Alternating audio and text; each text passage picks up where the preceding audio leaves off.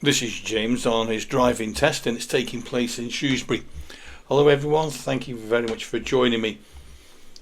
This shows you a pupil of mine, James, going on his driving test the other week. So you'll be able to see where he goes, what he gets up to, and what happens on the test. So he did pass, and you'll be able to see exactly, from the comfort of your own armchair, exactly what does go on a driving test. One of the things that people always worry about is, well, what happens? What do they get you to do? What is it? Well, if you watch the video, you'll be able to see it for yourself. So they've just left the driving test centre.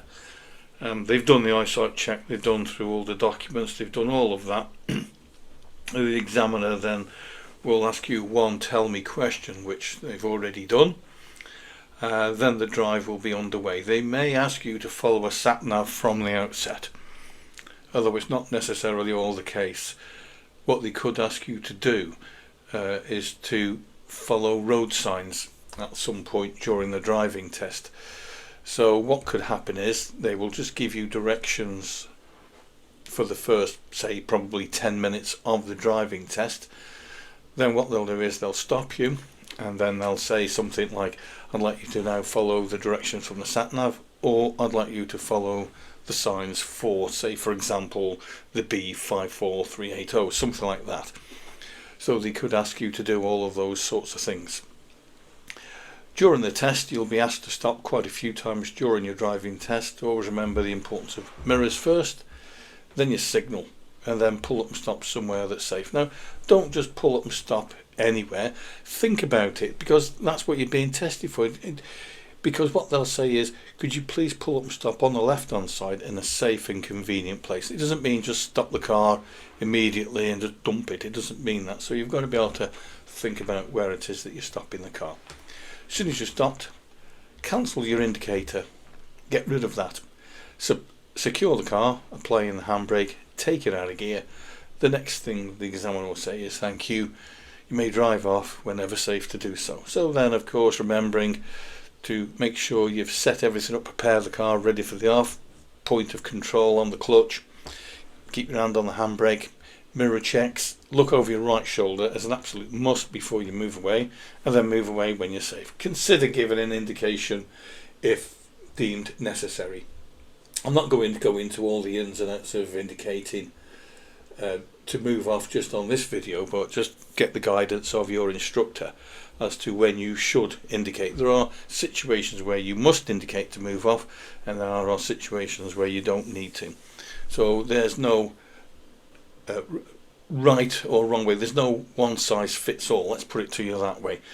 So the trick is to discuss that in detail and come across different scenarios which your instructor will be able to help you with. So as you can see, our test is underway. This road that we're going on now, as you see, it's one of those that's featured actually in another video, to tell you the truth. It's one of those then winding ones up towards Beaumaris, this one is. Although this has got a national speed limit on it, but it isn't really safe to do the national speed limit by any stretch of the imagination. It's very much like a roller coaster ride. This is, you're going down and up, and then around the corners they are quite blind, so you can keep your speed up, but don't have it up to the maximum whatever you do. That's not what it's about. It's about being able to drive safely. That's all you've got to do. Always remember that you've got to be able to stop within the distance that you can see is clear, and that's the best way to explain it. People always say to me, what, a national speed limit here? No, it just means use your own common sense. It doesn't mean do 60. What it means is that you can't exceed it, but it doesn't mean that you must get up to it. What it means is that you can drive to a speed that suits you, the driver.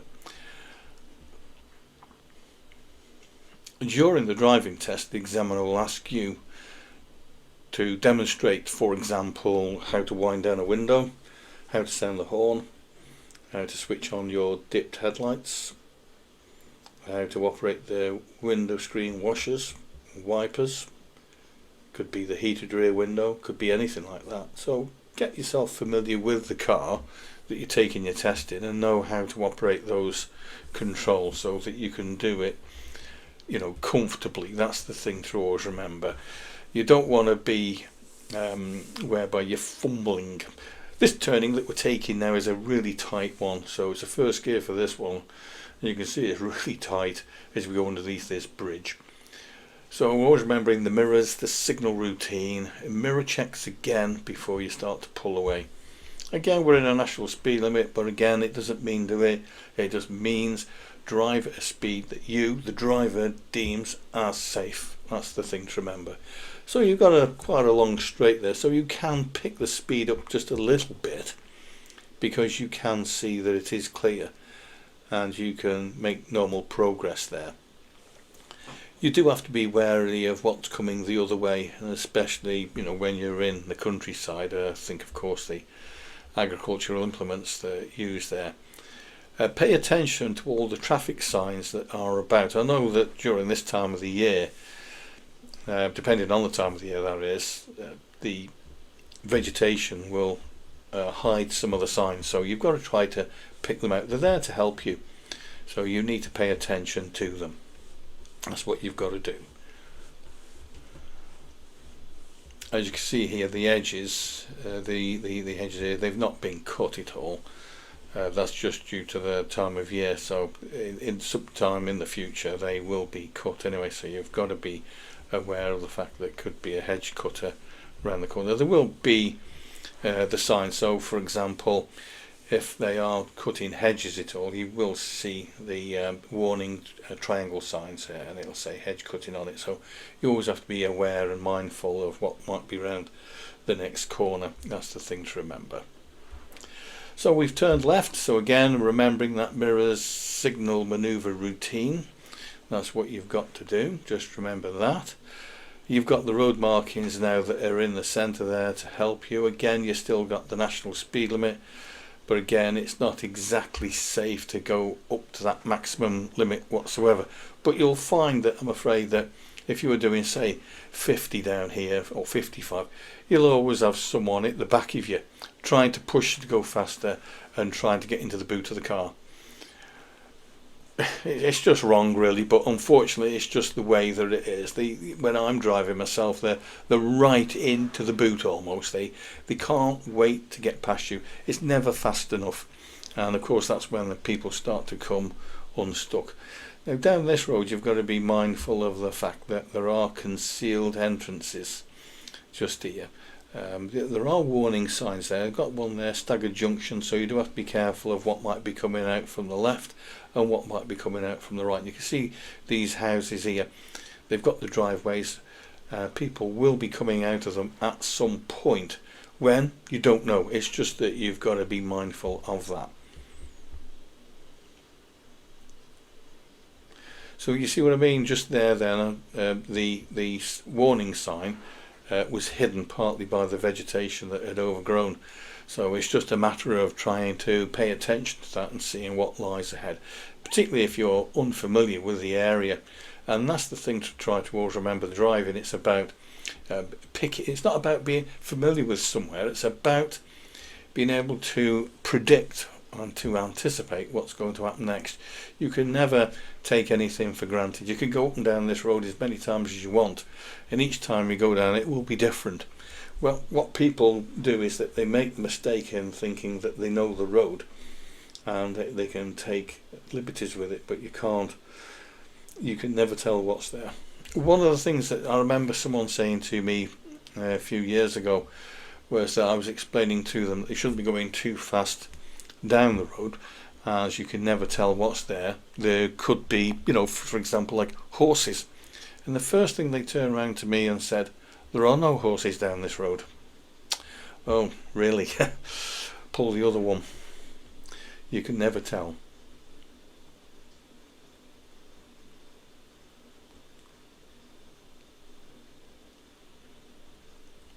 I always think it's nice this time of the year where James has got his driving test now, where all the trees overhang the road and it looks as if you're going down a tunnel. It always looks so attractive.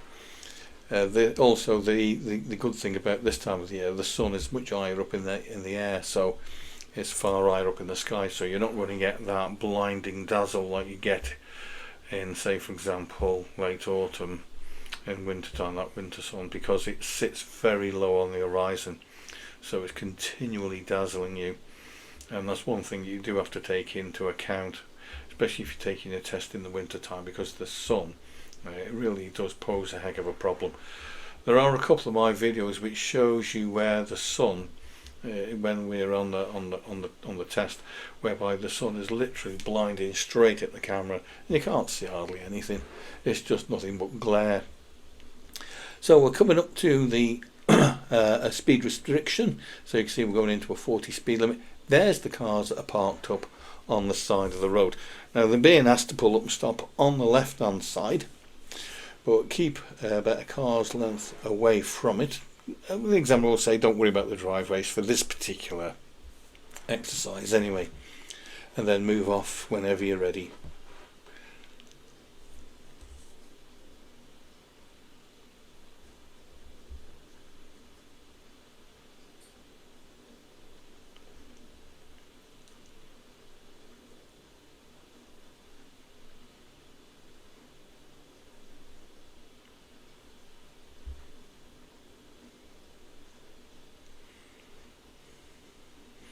Mirrors again before you come back again as well. The reason is for that, these e-bikes, anything can be there. That's the thing, they can be. So you do have to be paying attention to what's happening around you. So we've checked the mirrors, we've moved out, checked the mirrors again, then moved back in again.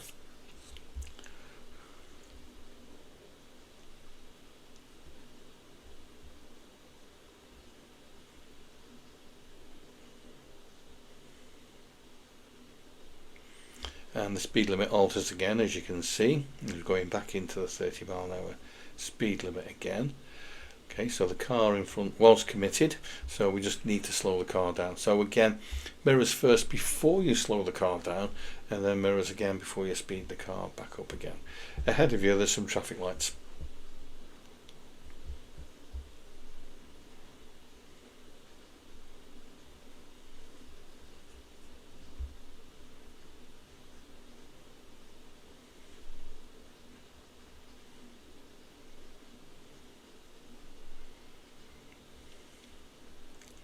So there's the stop line in front of you. Go right up to the stop line. There's no problem.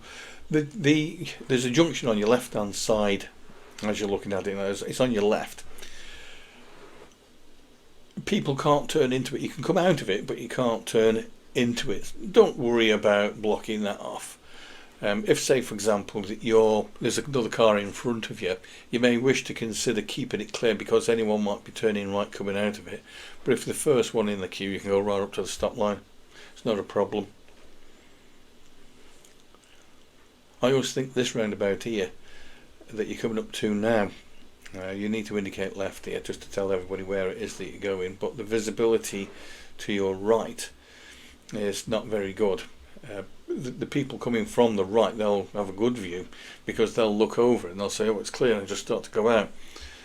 So if you're approaching it too fast, you can be pulling straight out in front of them.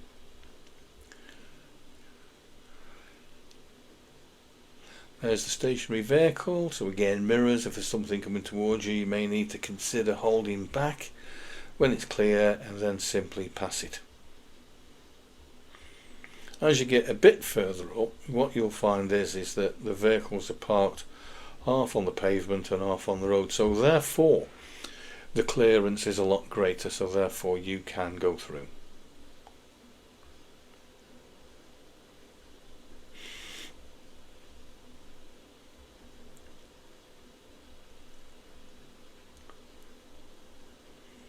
So again, pulling up and stopping again.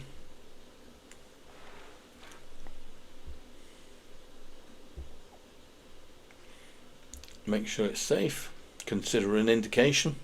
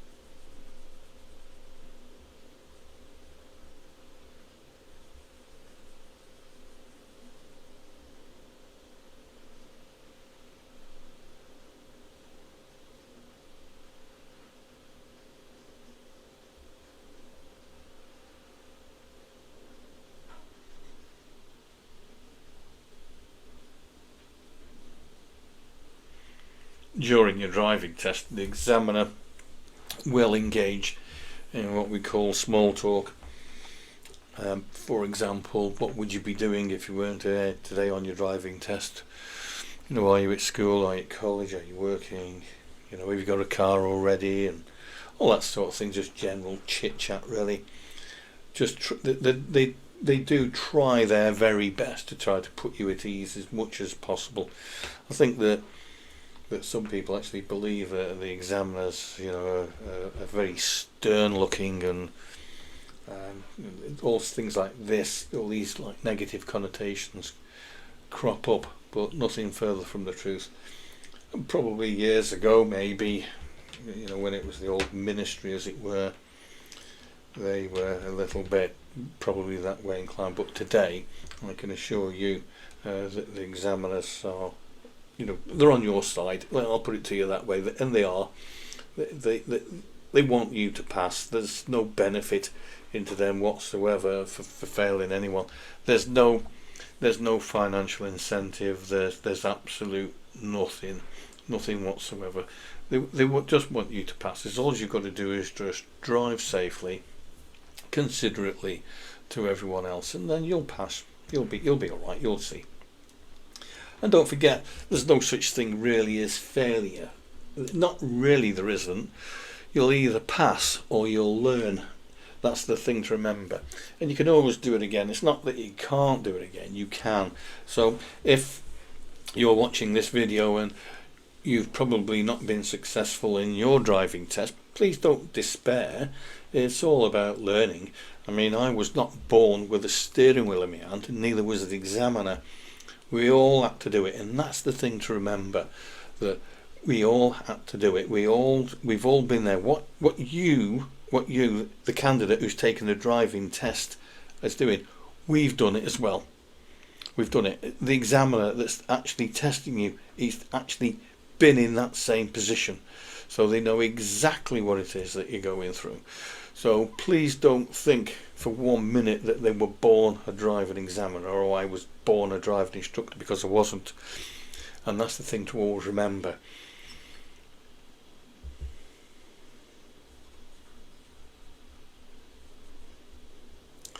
So we're still in a 40-mile-an-hour speed limit for the time being. It will alter as you get a little bit further on down the road.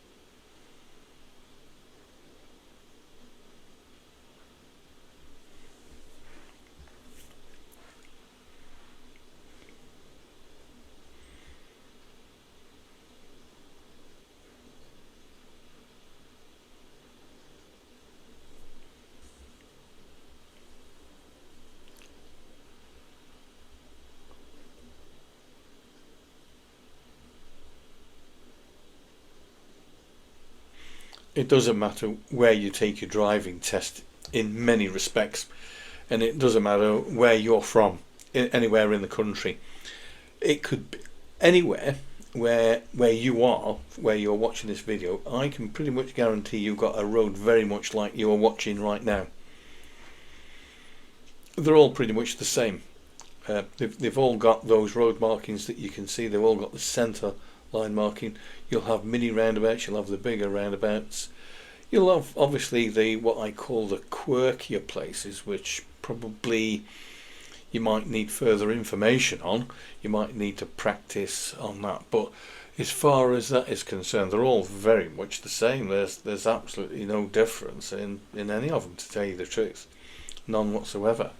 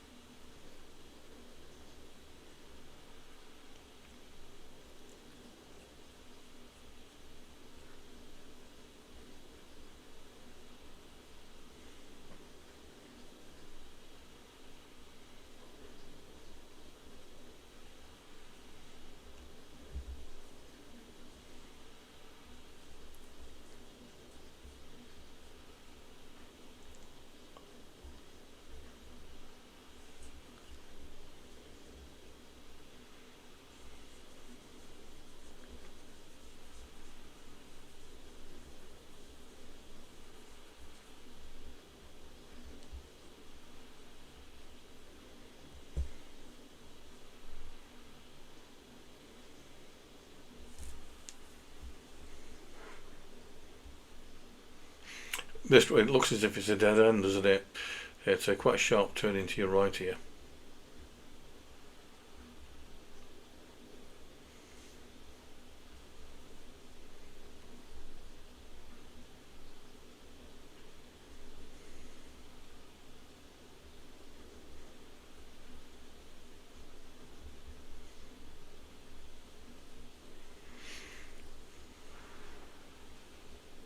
Mini roundabout coming up.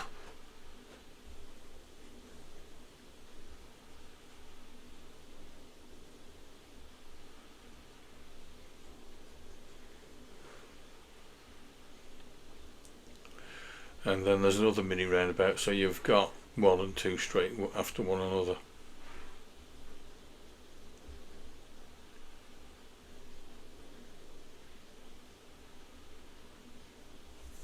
So there's the slow moving road sweeper. It's just a matter of, again, if it's safe, pass it. By all means, you know, there's nothing wrong with doing that, as long as it's safe to do so. That's it. You don't want to be stuck behind it. It's only slow moving, so just simply go past it when safe to do so.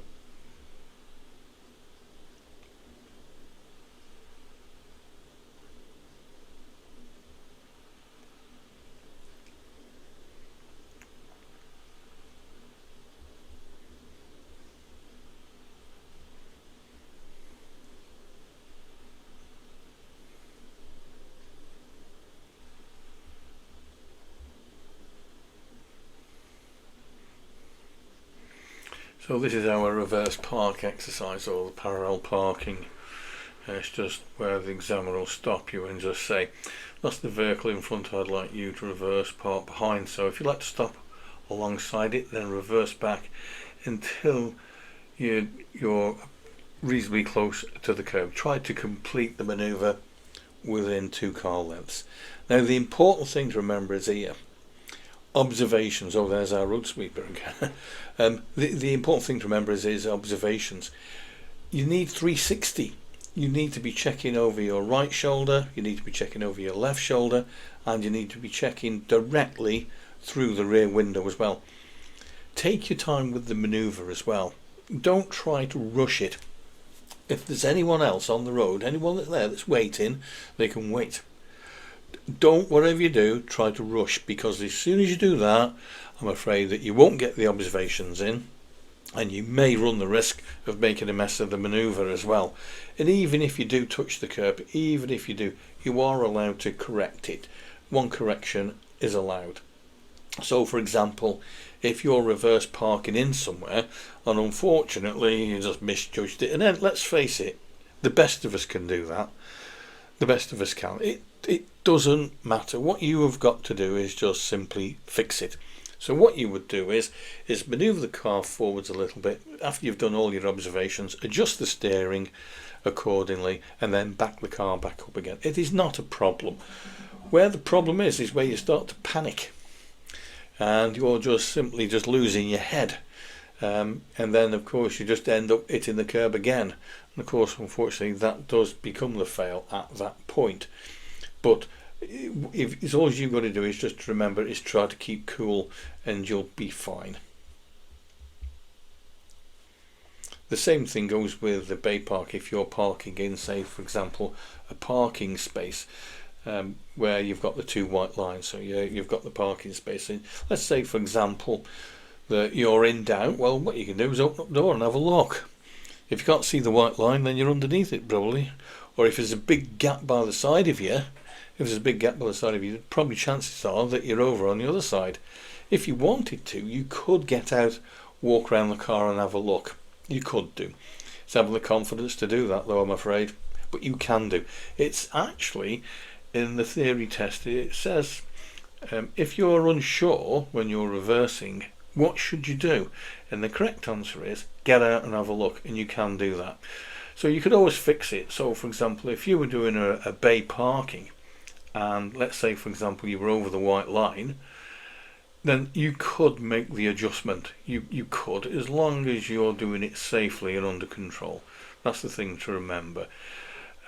We actually, what I tend to do is when we're on lessons, I get people to deliberately do it wrong to fix it. so that then if they're ever in that situation they can get out of it. And that's the thing to remember. I think people always tend to think about getting it right first time. I mean, that's not a bad goal, don't get me wrong, I'm not saying it is, but you've always got to have that plan whereby how do you get out of it if the worst thing occurs.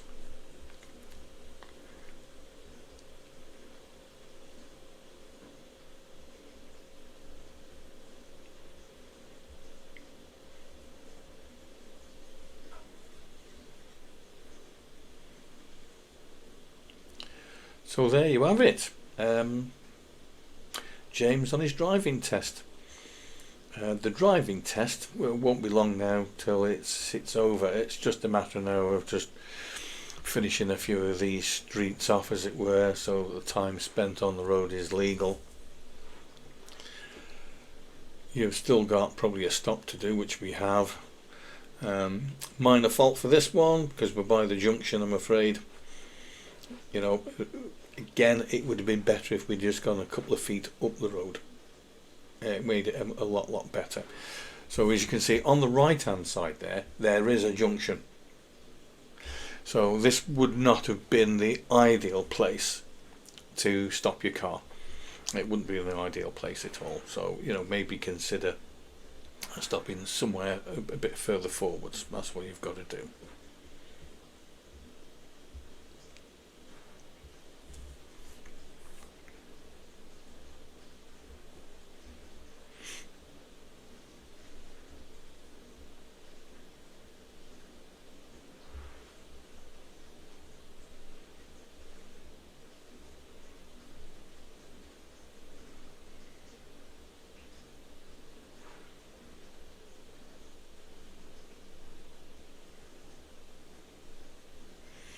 And as I said before, you know, it doesn't matter where you go to take your driving test, the roads, they're all going to be very much like this that you see right now anyway. I bet you any money that you want that wherever you are right now, you've got a road very much like this, not far away from where you actually live, or where you were taking your driving test, or where you're going to take your driving test. They're just roads like this. It's just a matter of driving on them safely and with care and consideration. That's all you've got to do. So there we are, we're coming up to the end of the road, you see. So it's a giveaway, so again we've got to inch the car forwards. If the visibility is not that good, then you've got to inch the car very slowly forward so that you can see clearly both ways.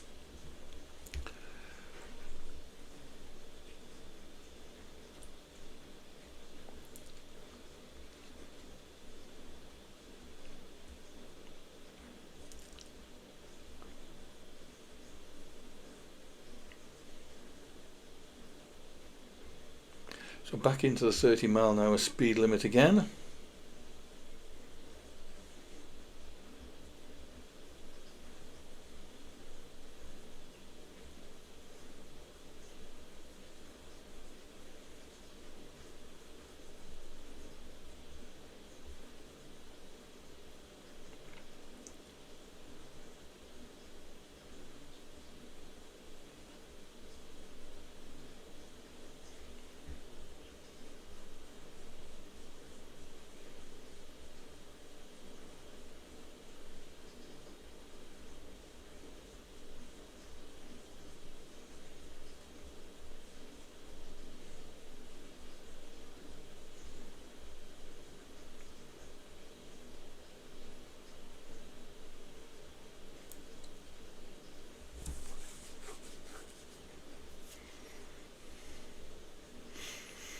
So we're nearly at the very end of the driving test again now, so we've only got this roundabout to do now, and then we're going to be turning right at it, and then we're going into the driving test centre.